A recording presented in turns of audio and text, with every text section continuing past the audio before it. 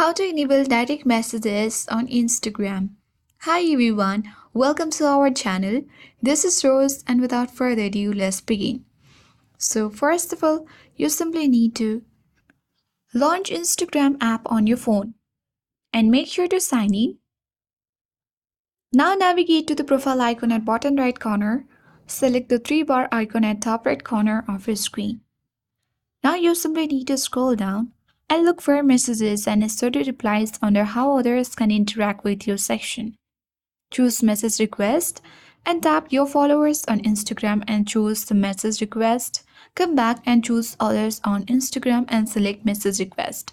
With that, the other non-followers can easily message you directly on Instagram. With this, you have successfully enabled DM on Instagram. I hope this guide was helpful. If it was, then do like, share, comment, and don't forget to subscribe.